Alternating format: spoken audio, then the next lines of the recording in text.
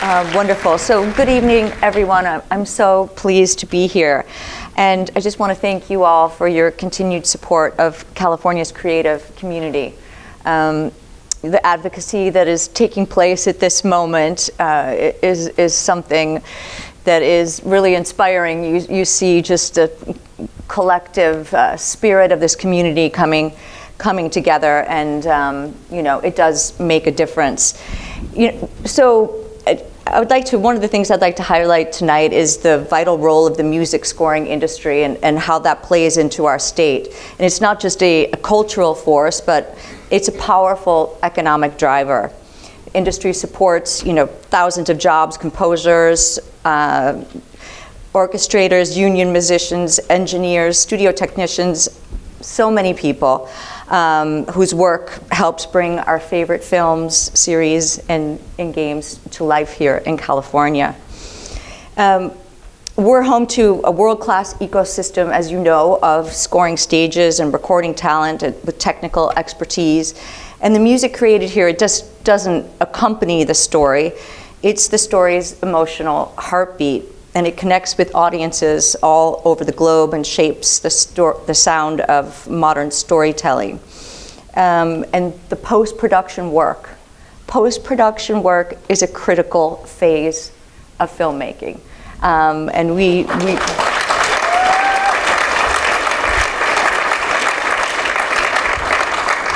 So I know this. Before I went into government work on the federal level and the state level, I was a producer. Producing a daytime soap opera, some of you might know it, called The Bold and the Beautiful, which I did for many, many, many years.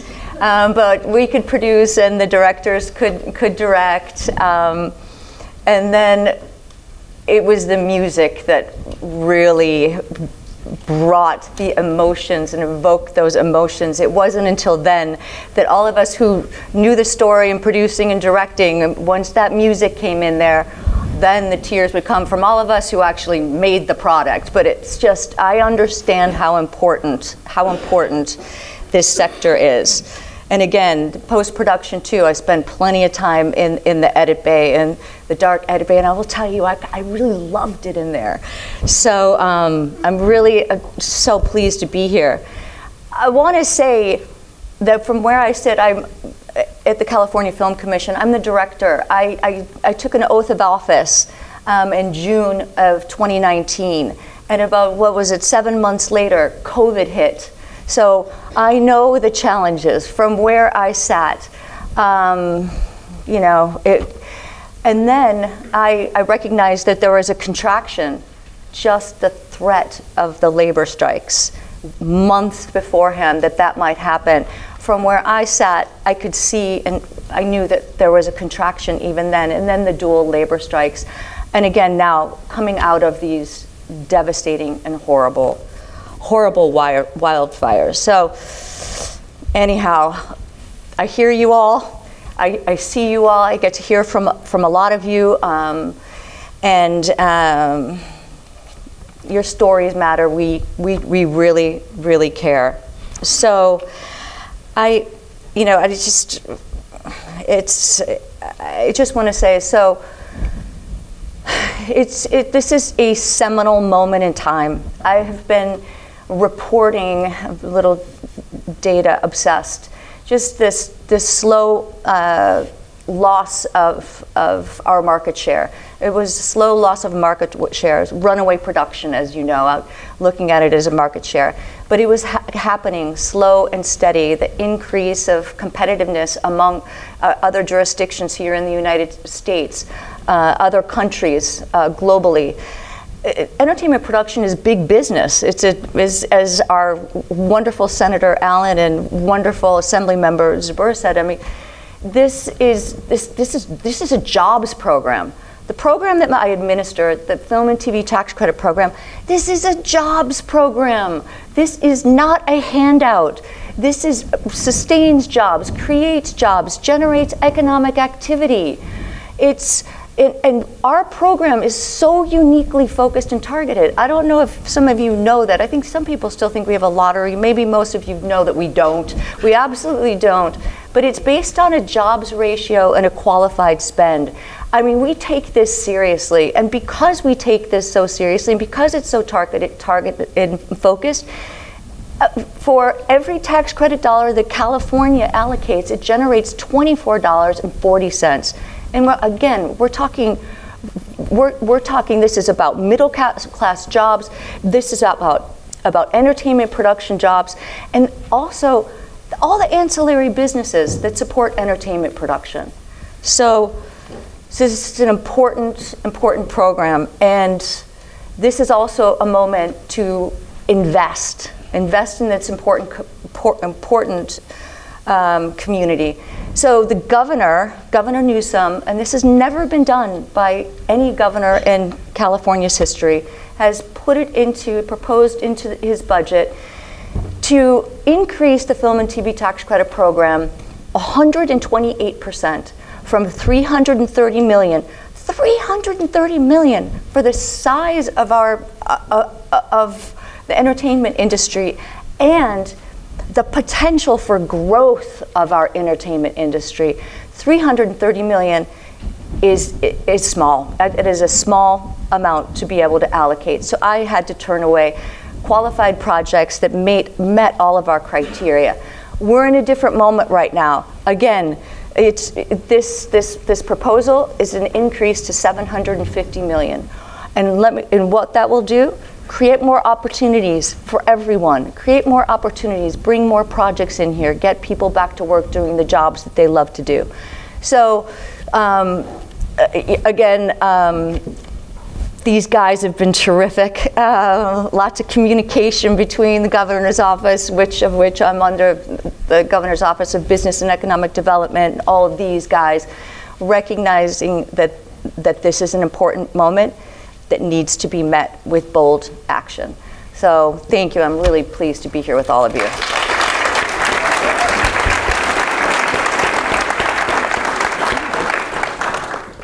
And Colleen, we have a question for you, which is, how can we make shooting in California easier? Specifically, permit fees when compared to other places. A few people have brought this up. Okay, permit fees, yeah. Well, from where I sit, I look at every kind of barrier or every opportunity to improve the production climate here, to encourage people to produce here in California. So yes, permit fees. I mean, maybe you're going to talk to FilmLA about this. Yeah. I was like, that's a good handoff. You know, I mean, honestly, yeah. I mean, it's. We recognize that there has been some criticism about fees, but generally speaking, so we do permitting for anything owned by the state of California. So that's what we do. So because of that, we try to keep our permit fees, within a certain range. And if they do increase, we make sure to send out a production alert, and it kind of is in pace with inflation and various things like that. Okay. Thank you, Colleen. Thank you so much. If you want to do some of the data, I'm happy to jump into that next. Yeah, you want to, Alex, you said you want to share some of the data? Yeah, if you want to just come thinking about what Colleen was just saying about the market contraction and what the senator and assemblyman talked about, if you wanted to, I can pull that up if you want to pull up the slides. Perfect. Well, thank you guys for inviting me and giving us this venue to have this conversation. It's pretty inspirational to see LA come together like this in a way that I haven't seen before. I'm Alex LoVerde, co-founder and CEO at ProdPro. Today I was going to give you just a quick market update of what we're seeing in terms of production levels. So just really quickly on ProdPro, for those that are unfamiliar, we're an entertainment intelligence platform, but really at our core, we are a research company that is tracking every TV and film production from development through post. And our data is used by vendors, crew, and studios to kind of connect during the production pipeline. And then our market statistics have been pretty widely reported in the press as well. Go to the next one. So before I jump into some of the stats that I wanted to cover, just quickly on our methodology. So we specialize in live action scripted production. We track every English language project globally, as well as all non-English language projects that are produced by a major streamer. And we specialize in production logistics. So where is it filming? When is it filming? What's the budget behind the project? So that's a bit about what we do. So let's get into some of the data. This first one is really the global market contractions. This is showing where we came from and where we are as of last year. So in peak TV, 2021 and 2022, there were over 600 TV series being produced every year. In 2023, that number dropped to below 400, and in 2024, it popped back up, but to 500.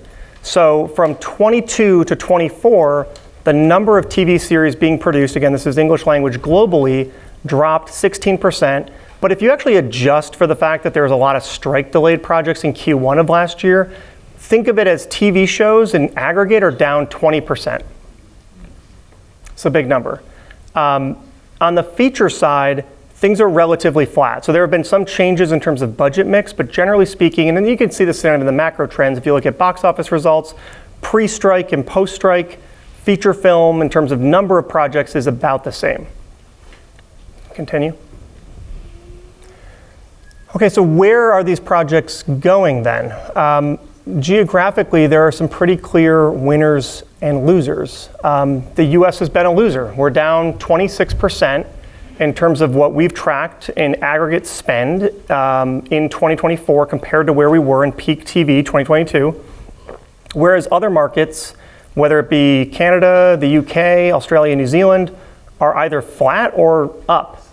And then Central Europe is a little mixed as well. So you get a kind of at a global level a pretty good sense of what we're seeing in terms of production volume. What's the increase in Canada? Oh, the increase in Canada is about 2%. Yeah, it's hard to see. Sorry about that. So next slide. So now let's zoom in on the US states. Let me just make sure this is looking all right. Yeah. So when you look at the US states, you can kind of get a sense of, okay, the US in aggregate is down. But how are these different states comparing? So California from 2022 to 24 down 28%, so still outpacing that national average in terms of aggregate spend differential. Georgia down even more significantly, and then other markets like New York down only 9%, Texas, New Mexico, New Jersey, Illinois, others are actually seeing either flat or relative growth.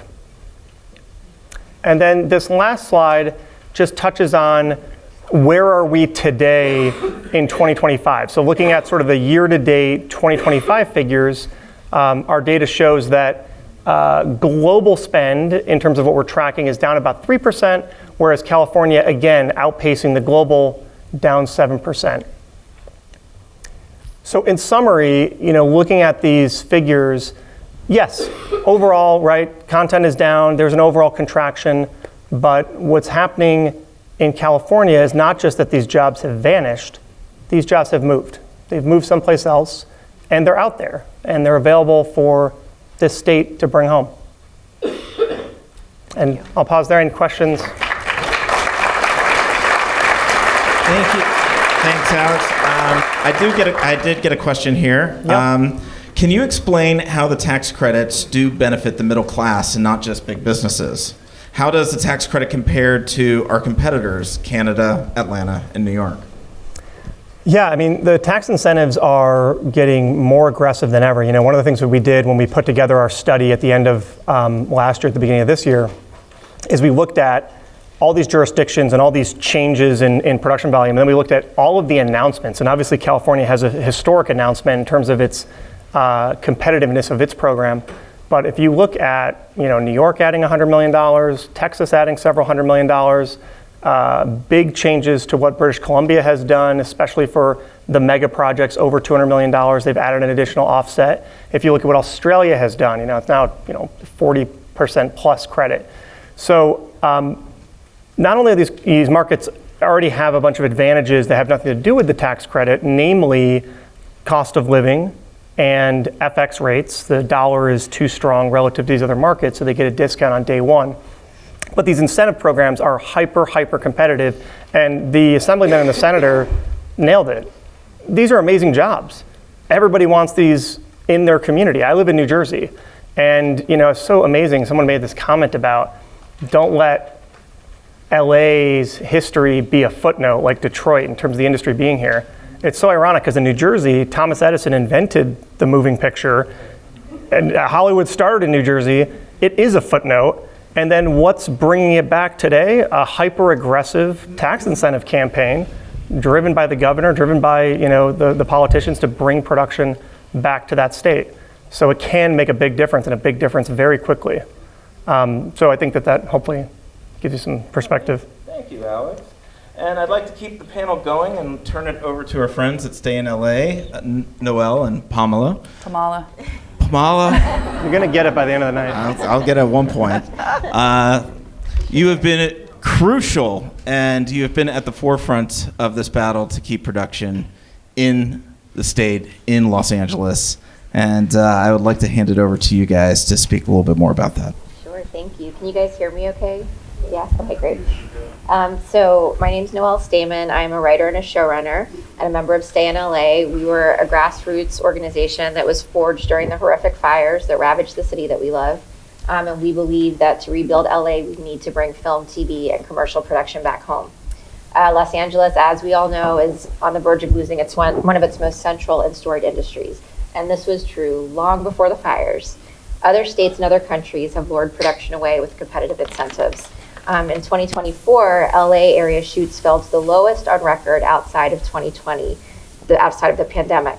And historically low productions came in a year free of strikes and before the recent LA fires because of runaway productions to other states and countries that have competitive incentives.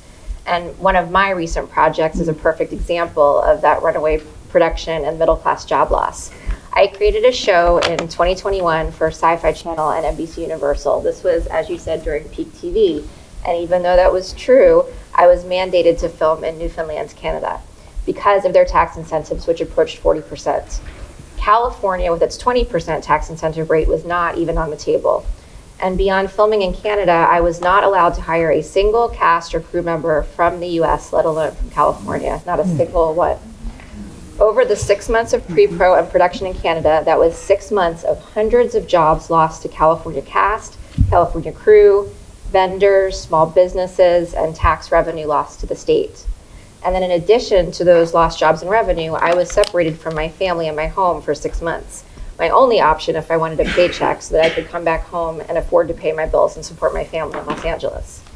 So, and then when we moved into post-production, that was also mandated to Canada. So that was 6 more months of hundreds more crew jobs lost to California editors, special effects houses, sound technicians, musicians, composers, local small business, and again, tax revenue lost to the state. So when I look at the extensive list of jobs lost to post on my project, since we are talking about that here tonight, it's absolutely clear that we need a separate tax incentive carve out for post and music.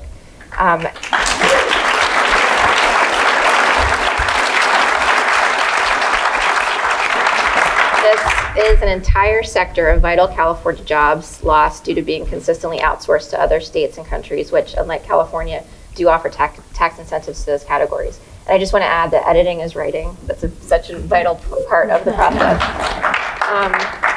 So, as everyone in this town hall knows, mine is not a unique story.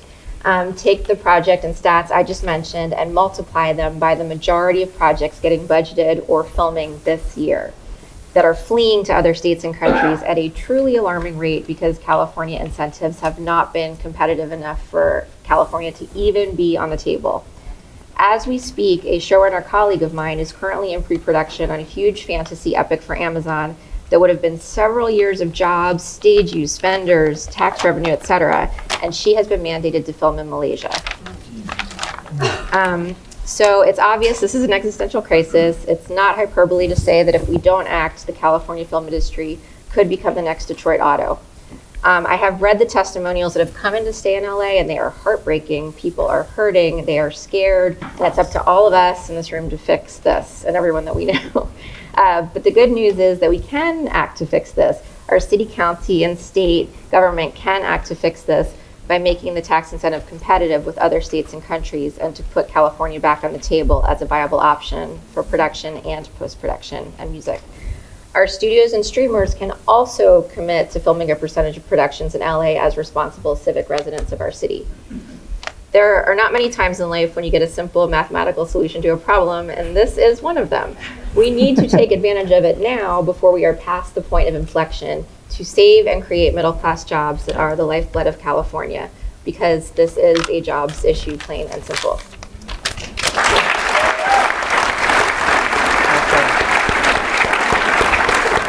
I just want to add one thing to piggyback on the upcoming budget meetings and the what is it? The Arts Assembly and Committee. Yeah. So those two committees, please follow Stay in LA on Instagram if you don't. It's at Stay in LA 2025. We will be posting links to letter campaigns and contact information for the members that need to be contacted. So please follow us. We will be posting that stuff this week. Okay. Yeah, I can jump in. I come in a little hot, so just be prepared. So my name's Pamala, it's like Guatemala, Buzick Kim, and I am one of the co-founders of Stay in LA. Stay in LA, just so you know, is a grassroots collective of citizens. We were a bunch of writers, directors, a bunch of vendors, crew members, and we all sort of came together, especially immediately after the fires, knowing that this issue has been compounded over the years and the fires was just gonna make it even worse. And so many of our brothers and sisters had a displacement or lost a lot of things in that. So we came out with Stay in LA, but Stay in LA, as much as it's about Los Angeles and it's a focus around the fires and all of that stuff, it is about the economics of California.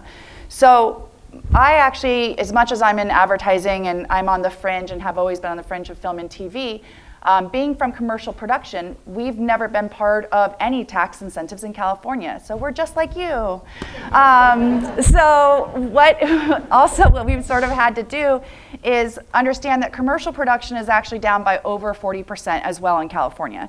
And so when folks can't get on film or TV crews or jobs, a lot of what they do is also jump in on the commercial side because those things turn over really fast. They have great budgets.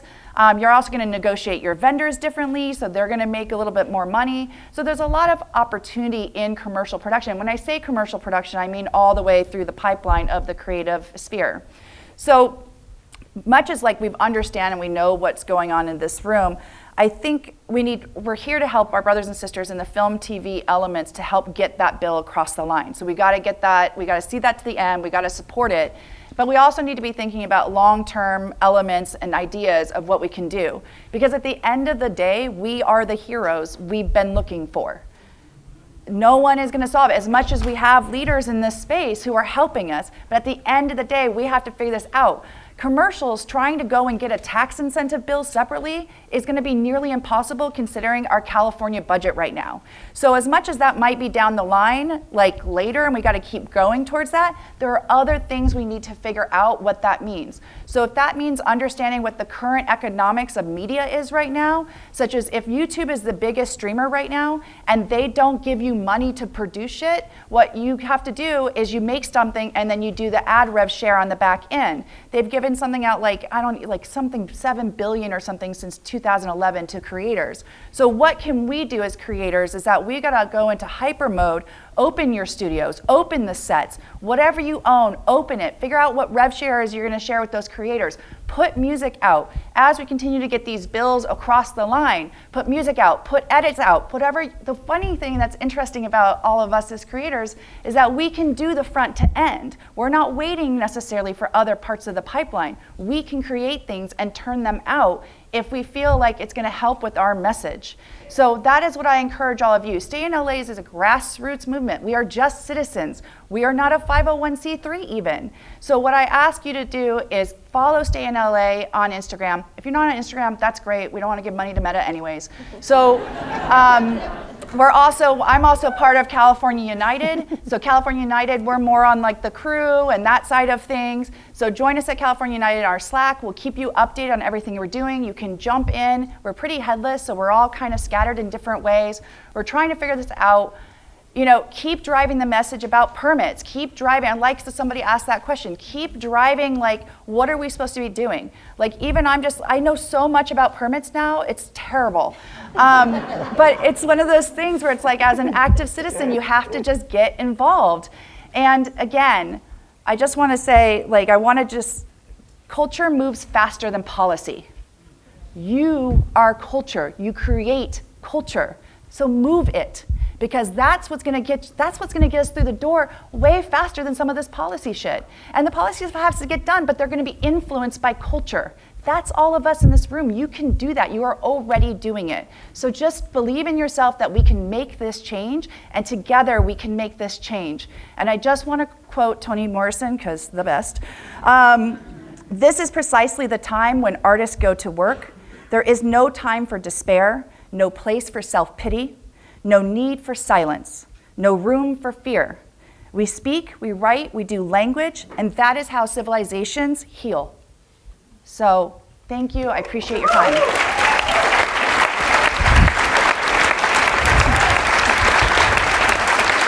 Thank you, Pamala. I do have one question for you guys, which is, what is your movement, Stay in LA, doing next?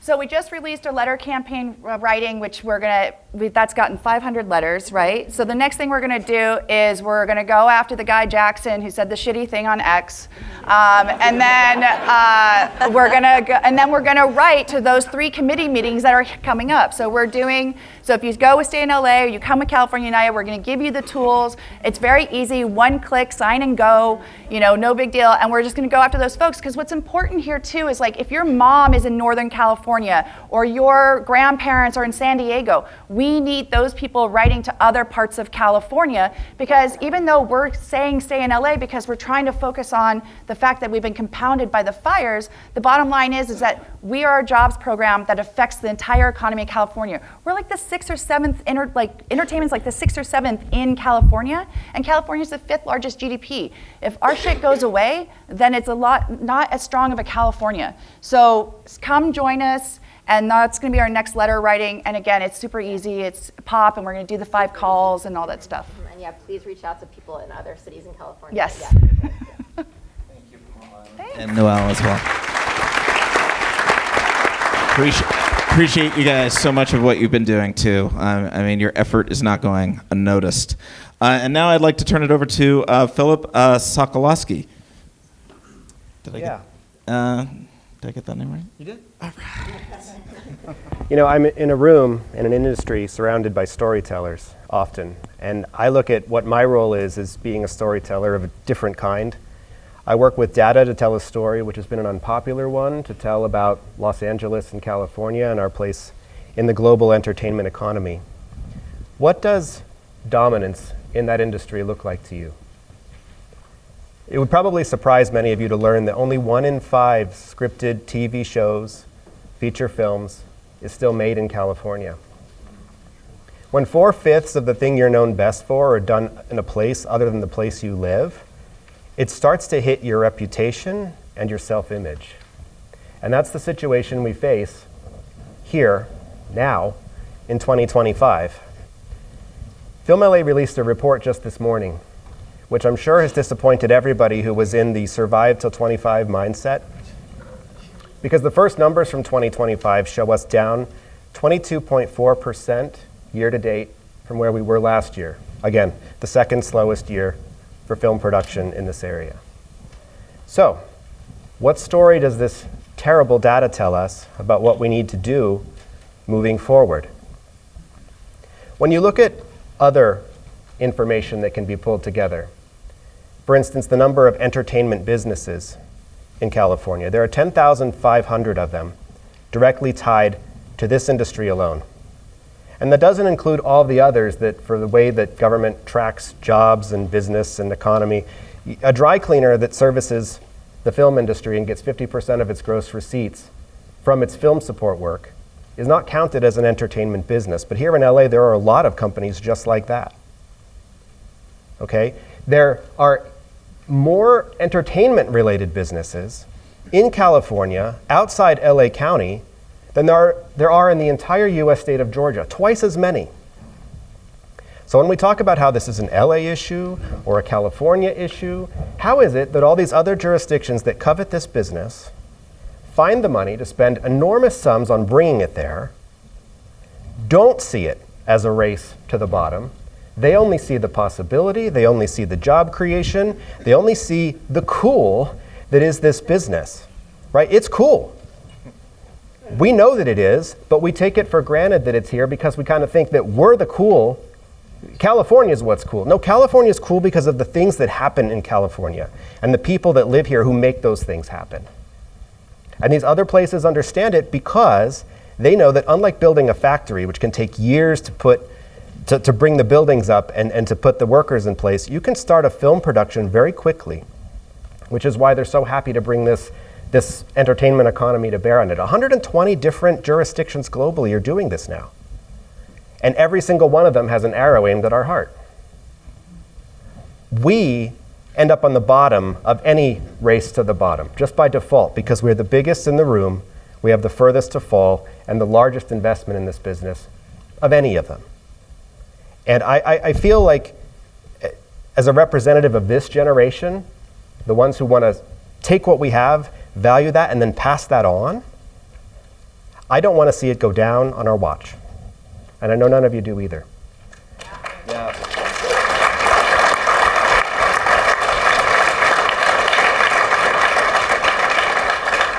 Thank you, Phil. Yeah. Question for you, which is, what are some of the detractors of the film incentive program saying?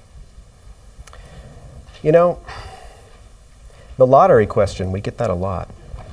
One of the problems the film incentive has is because it is limited in the funding available and oversubscribed, folks find it difficult to access. They say, I can't get in on one of those windows that doesn't align with my project timing, right? The California Film Commission has an amazing staff, and they have worked creatively through what they're allowed to do through regulations and interpretation of the law to create a program that is as accessible as possible. And there are a lot of requirements upon the participants in this program to comply with. But some of them are really great. Some of them are looking at, what does the next generation of filmmaking in California look like? How do we make sure that the people who are seeing those opportunities created by this program, maybe they look a little bit different than me? And I think that's a great thing for the state, which is one of the most diverse in all of the US. We need to be sharing our opportunities with the people of California. So it gets a lot of criticism for its being hard to understand, hard to apply for, under-resourced. But I think some of the solutions are in mind now as we look at this new legislation and the kinds of expanded access to that opportunity that we face. So with absolute faith and credit to and appreciation for Colleen and her team's work for getting us this far, I think where we're going is the right direction. You know, the criticisms that it receives, some of those are deserved, but some of them are structural, and we're looking at ways to batter those down, I think, even as we speak. So thank you, gentlemen. Thank you, Phil. And let's give a round of applause to our panel for their insights and information. This has been very eye-opening, and for all your hard work and dedication to keeping California in the hearts and minds.